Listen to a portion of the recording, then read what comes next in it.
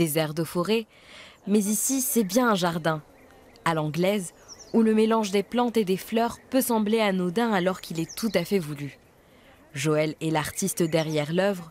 Ce week-end, elle fait visiter son coin de paradis au public.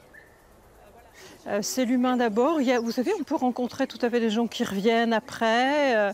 Ou hier, on m'a dit, mais madame, venez voir mon jardin. Alors, on m'a même dit la première année, eh bien, je veux bien que vous veniez me dessiner mon jardin. Auquel cas, je dis que je ne suis pas paysagiste et que chaque jardin ressemble, voilà, à la personne.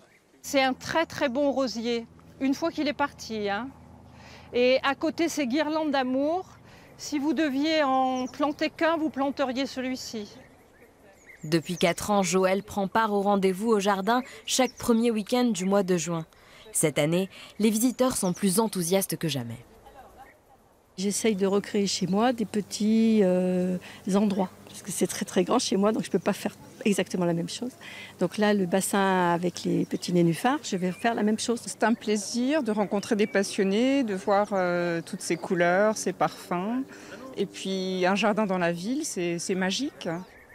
Pour le créer, la jardinière amatrice est partie d'une simple parcelle il y a 15 ans, guidée par sa passion pour les roses et les tonnelles, mais surtout par son amour de la nature. Ici, tout est fait à la main. Évidemment, ça demande plus de temps que d'utiliser des produits.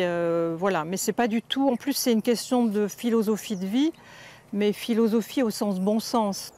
Dans le jardin de Joëlle, les animaux affluent désormais, notamment des abeilles et des libellules. Une fierté pour l'autodidacte qui avait choisi de s'installer dans la région.